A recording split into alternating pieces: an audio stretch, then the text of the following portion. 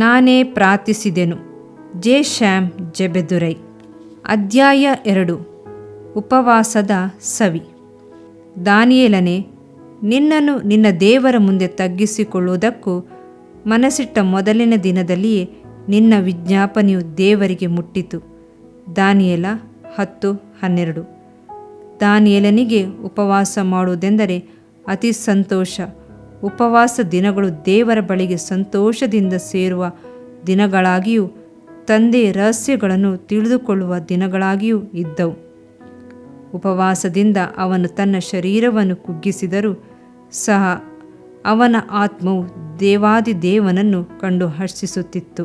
ಕೆಲವು ವರ್ಷಗಳ ಹಿಂದೆ ಹಿಮಾಲಯದಲ್ಲಿರುವ ಒಂದು ಗ್ರಾಮದ ಪಕ್ಕದಲ್ಲಿ ಒಂದು ಹುಲಿ ಮನುಷ್ಯರನ್ನು ಬೇಟೆಯಾಡುವುದಾಗಿ ಸರಕಾರಕ್ಕೆ ಒಂದು ಮನವಿ ಬಂದಿತು. ಅದು ಮನುಷ್ಯರನ್ನು ಮಾತ್ರವೇ ಕೊಂದು ತಿನ್ನುವುದರ ಕಾರಣವನ್ನು ಕಂಡುಹಿಡಿಯಲು ಪ್ರಯತ್ನಿಸಿದಾಗ ಕೊನೆಗೆ ಒಂದನ್ನು ಕಂಡುಹಿಡಿದರು. ಅದೇನು ಗೊತ್ತೇ? ಒಂದು ಹೆಣವನ್ನು ಅರ್ಧಂಬರ್ಧ ಸುಟ್ಟು ಸ್ಮಶಾನದಲ್ಲಿ ಆ ಜನರು ಬಿಟ್ಟು ಹೋಗಿದ್ದರು. ಆ ದಾರಿಯಲ್ಲಿ ಬಂದ ಹುಲಿಯು ಇದನ್ನು ತಿಂದಿತು. ಬೇರೆ ಎಲ್ಲ ಮೃಗಗಳ ಮಾಂಸಕ್ಕಿಂತಲೂ ಮನುಷ್ಯನ ಮಾಂಸದ ರುಚಿಯು ಅದಕ್ಕೆ ಹಿಡಿಸಿತು. ಅಂದಿನಿಂದ ಮನುಷ್ಯರನ್ನು ಬೇಟೆಯಾಡುವ ಅಭ್ಯಾಸ ಬೆಳೆಸಿಕೊಂಡಿತ್ತು. ಯಾವುದೇ ಕಾರ್ಯದಲ್ಲಿ ಆದರೂ ಸರಿ, ಒಬ್ಬನು ರುಚಿಯನ್ನು ಕಂಡುಕೊಂಡರೆ ಅವನು ಅದನ್ನೇ ಹಿಂಬಾಲಿಸಲು ಇಷ್ಟಪಡುತ್ತಾನೆ. ಹಾಗೆಯೇ ಉಪವಾಸದ ರುಚಿಯನ್ನು ಅನುಭವಿಸುವ ದೇವರ ಮಕ್ಕಳಿಗೆ ಕರ್ತನ ಪ್ರಸನ್ನತೆಯು ಬಹಳ ಸವಿಯಾಗಿರುತ್ತದೆ. ಆ ಆನಂದವನ್ನು ಬಯಸಿ ತಿರುಗಿ ಕರ್ತನ ಪಾದದಲ್ಲಿ ಉಪವಾಸ ಮಾಡಲು ಓಡೋಡಿ ಬರುತ್ತಾರೆ. ಉಪವಾಸದ ಸವಿಯು ಅಷ್ಟು ಮಧುರವಾದುದು. ಉಪವಾಸ ಮಾಡಿದ ಹಾಗೆಲ್ಲ ಹೃದಯವು ಪರವಶಗೊಳ್ಳುತ್ತದೆ. ವಾರದಲ್ಲಿ 1 ದಿನ, ತಿಂಗಳಲ್ಲಿ 3 ದಿನಗಳು ಎಂದು ಉಪವಾಸ ಮಾಡಲು ಆರಂಭಿಸಿ ಬಿಡುತ್ತಾರೆ. ಕೆಲವು ವರ್ಷಗಳ ಹಿಂದೆ ನಾನು ಯುರೋಪ್ ದೇಶಕ್ಕೆ ಸೇವೆಗೆಂದು ಹೋಗಿದ್ದಾಗ ಅಲ್ಲಿರುವ ಅನೇಕ ಜನರಿಗೆ ಉಪವಾಸದ ರುಚಿಯು ತಿಳಿದಿಲ್ಲವೆಂದು ಕಂಡುಕೊಂಡೆನು. ತುಂಬ ದುಃಖವಾಯಿತು. ತಿರುಪತ್ತೂರಿನಲ್ಲಿ 5,000 ಜನರು 3 ದಿನ ಉಪವಾಸವಿದ್ದು ಪ್ರಾರ್ಥಿಸಿದರು ಎಂಬುದನ್ನು ಕೇಳಿದಾಗ ಅವರಿಗೆ ಆಶ್ಚರ್ಯವಾಯಿತು.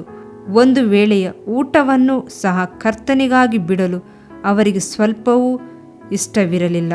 ಆದರೆ ಚರಿತ್ರೆಯನ್ನು ನೋಡಿರಿ. ಕರ್ತನಿಂದ ಶಕ್ತಿಯುತವಾಗಿ ಉಪಯೋಗಿಸಲ್ಪಟ್ಟ ಒಬ್ಬೊಬ್ಬ ದೇವ ಸೇವಕರು ಉಪವಾಸ ಮಾಡಿ ಪ್ರಾರ್ಥಿಸುವುದರ ಸವಿಯನ್ನು, ಮಹಿಮೆಯನ್ನು ತಿಳಿದಿದ್ದರು. ಯುರೋಪಿನಲ್ಲಿ ದೊಡ್ಡ ಬದಲಾವಣೆಯನ್ನೇ ತಂದಂಥ ಮಾರ್ಟಿನ್ ಲೂಥರ್ ಹಲವಾರು ದಿನಗಳು ಹಗಲು ರಾತ್ರಿ ಉಪವಾಸವಿದ್ದು ಅವರ ಆರೋಗ್ಯ ಸ್ಥಿತಿ ತೀರಾ ಹದಗೆಟ್ಟಿತ್ತು. ತಿರುಗಿ ಅವರು ಚೇತರಿಸಿಕೊಳ್ಳುತ್ತಾರೆ ಇಲ್ಲವೋ ಎಂಬ ಪರಿಸ್ಥಿತಿಯಲ್ಲಿಯೂ ಅವರು ಉಪವಾಸವನ್ನು ಬಿಡಲೇ ಇಲ್ಲ. ಅದರಂತೆಯೇ 16ನೇ ಶತಮಾನದಲ್ಲಿ ಇಟಲಿ ದೇಶದಲ್ಲಿ ಸೇವನ್ ರೋಲ್ ಎಂಬ ಭಕ್ತನು ದೊಡ್ಡ ಉಜ್ಜೀವನವನ್ನೇ ಉಂಟು ಮಾಡಿದರು. ಅವರ ಪ್ರಸಂಗಗಳೆಲ್ಲವೂ ಜನರನ್ನು ಅಗ್ನಿ ಜ್ವಾಲೆಯಂತೆ ತಾಗುತ್ತಿದ್ದವು. ಅವರ ಸೇವೆಯು ಜಯಕರವಾಗಿ ನಡೆಯುತ್ತಿದ್ದುದರ ಕಾರಣ ಅವರ ಉಪವಾಸ ಪ್ರಾರ್ಥನೆಯೇ. ಉಪವಾಸ ಮಾಡದೆ ಅವರು ಪ್ರಸಂಗ ಪೀಠವನ್ನು ಹತ್ತುತ್ತಲೇ ಇಲ್ಲವೆಂದು ಅವರ ಚರಿತ್ರೆಯನ್ನು ಬರೆದವರು ಹೇಳುತ್ತಾರೆ.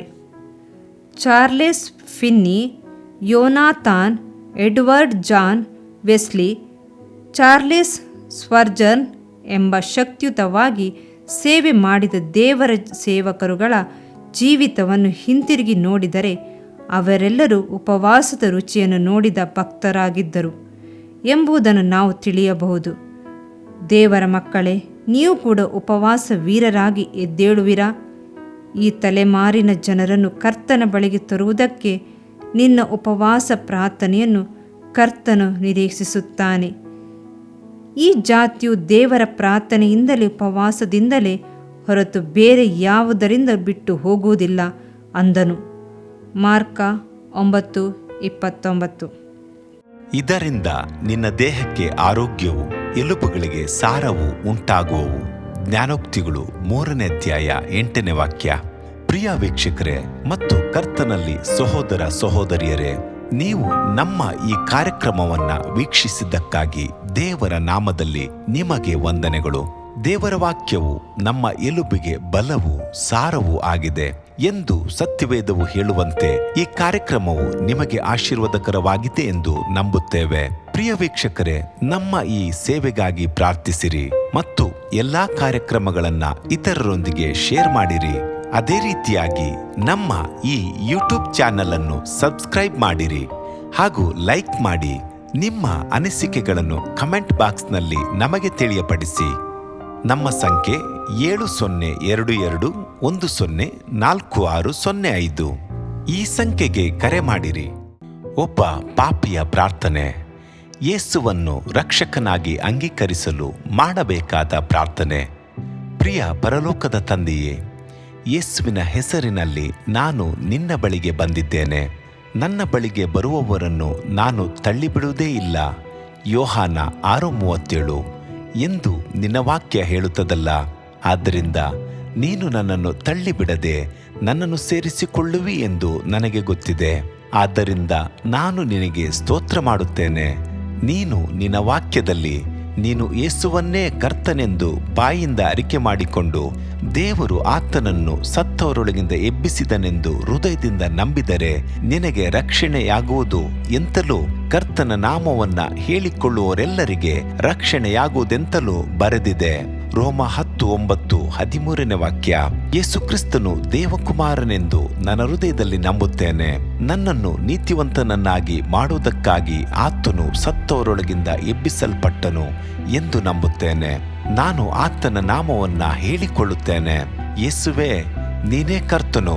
ತಂದೆಯೇ, ನೀನು ನನ್ನನ್ನು ರಕ್ಷಿಸಿದಿ ಎಂದು ನಾನು ನಂಬುತ್ತೇನೆ. ನಿನ್ನ ವಾಕ್ಯವು ಹೇಳುತ್ತದೆ, ಮನುಷ್ಯನು ಹೃದಯದಿಂದ ನಂಬುವುದರ ಮೂಲಕ ನೀತಿಯು ದೊರಕುತ್ತದೆ, ಬಾಯಿಂದ ಅರಿಕೆ ಮಾಡುವುದರ ಮೂಲಕ ರಕ್ಷಣೆಯಾಗುತ್ತದೆ. ರೋಮ 10:10. ನಾನೀಗ ನನ್ನ ಹೃದಯದಲ್ಲಿ ನಂಬುತ್ತೇನೆ ಹಾಗೂ ಯೇಸುವೇ ನನ್ನ ಕರ್ತನೆಂದು ಅರಿಕೆ ಮಾಡುತ್ತೇನೆ. ಆದುದರಿಂದ ನಾನೀಗ ರಕ್ಷಣೆ ಹೊಂದಿದ್ದೇನೆ. ಅಪ್ಪಾ ತಂದೆಯೇ, ನಿನಗೆ ಸ್ತೋತ್ರ. ಲೂಕನು ಬರೆದ ಸುವಾರ್ತೆ 11ನೇ ಅಧ್ಯಾಯದಲ್ಲಿ ಬರೆದಿರುವಂತೆ, ನಿಮ್ಮಲ್ಲಿ ತಂದೆಯಾದವನು ಮೀನನ್ನು ಕೇಳುವ ಮಗನಿಗೆ ಮೀನು ಕೊಡದೆ ಹಾವನ್ನು ಕೊಡುವನೆ? ಅಥವಾ ತತ್ತಿಯನ್ನು ಕೇಳಿದರೆ ಚೇಳನ್ನು ಕೊಡುವನೆ? ಹಾಗಾದರೆ ಕೆಟ್ಟವರಾದ ನೀವು ನಿಮ್ಮ ಮಕ್ಕಳಿಗೆ ಒಳ್ಳೆ ಪದಾರ್ಥಗಳನ್ನ ಕೊಡಬಲ್ಲವರಾದರೆ ಪರಲೋಕದಲ್ಲಿರುವ ನಿಮ್ಮ ತಂದೆಯು ತನ್ನನ್ನು ಬೇಡಿಕೊಳ್ಳುವವರಿಗೆ ಎಷ್ಟೋ ಹೆಚ್ಚಾಗಿ ಪವಿತ್ರಾತ್ಮ ವರವನ್ನ ಕೊಡುವವನಲ್ಲವೇ ಅಂದನು. ತಂದೆಯೇ, ನೀನು ಕೇಳಿಕೊಳ್ಳುವವರಿಗೆ ಪವಿತ್ರಾತ್ಮನ ವರವನ್ನು ಹೇರಳವಾಗಿ ಕೊಡುವಾತನಾಗಿದ್ದಿ. ಆದ್ದರಿಂದ ನನ್ನ ಮೇಲೆಯೂ ನಿನ್ನ ಆತ್ಮನನ್ನು ಸುರಿಸಬೇಕಾಗಿ ಬೇಡಿಕೊಳ್ಳುತ್ತೇನೆ. ಕೀರ್ತನೆ 81:10 ಬರೆದಿದೆ, ಅಗಲವಾಗಿ ಬಾಯಿದೆರೆಯಿರಿ, ಅದನ್ನು ತುಂಬಿಸುವೆನು. ಕರ್ತನೇ, ನನ್ನನ್ನು ಪವಿತ್ರಾತ್ಮನಿಂದ ತುಂಬಿದಂತ ನೀನು ನನ್ನನ್ನು ಅನ್ಯ ಭಾಷೆಯ ವರದಿಂದಲೂ ತುಂಬುವವನಾಗಿದ್ದಿ ಎಂದು ನಂಬುತ್ತೇನೆ. ಅದರಂತೆ ನಾನು ನನ್ನ ಬಾಯಿಯನ್ನು ತೆರೆದು ನಿನ್ನ ಸ್ತೋತ್ರ ಮಾಡುವಾಗ ಅನ್ಯ ಭಾಷೆಯ ಅಭಿಷೇಕದಿಂದ ನನ್ನನ್ನು ತುಂಬುವವನಾಗಿದ್ದಿ ಎಂದು ನಂಬುತ್ತೇನೆ. ಈಗ ನೀವು ನಿಮ್ಮ ಬಾಯಿಯನ್ನು ತೆರೆದು ಮಾತನಾಡುವಾಗ ಪವಿತ್ರಾತ್ಮನು ನಿಮ್ಮ ಬಾಯಿಯನ್ನು ತನ್ನ ಭಾಷೆಯಿಂದ ತುಂಬುವವನಾಗಿದ್ದಾನೆ. ಇದು ದೇವರ ಭಾಷೆಯಾಗಿದೆ. ಈ ಅಭಿಷೇಕವನ್ನ ಹೊಂದಿಕೊಳ್ಳಲು ನೀವು ನಿಮ್ಮ ಸ್ವರವನ್ನ ಉಪಯೋಗಿಸಬೇಕು. ಅದರಿಂದ ನೀವು ನಿಮ್ಮ ಬಾಯನ್ನು ತೆರೆದು ದೇವರಿಗೆ ಸ್ತೋತ್ರ ಮಾಡುವಾಗ ದೇವರು ನಿಮ್ಮನ್ನು ಅನ್ಯ ಭಾಷೆಯ ವರದಿಂದ ತುಂಬುವವನಾಗಿದ್ದಾನೆ. ಪ್ರಿಯರೇ, ಈಗ ನೀವು ಪವಿತ್ರಾತ್ಮನಿಂದ ತುಂಬಲ್ಪಟ್ಟ ಆತನ ಪ್ರಿಯ ಮಕ್ಕಳಾಗಿದ್ದೀರಿ. ದೇವರ ನಾಮಕ್ಕೆ ಸ್ತೋತ್ರವಾಗಲಿ.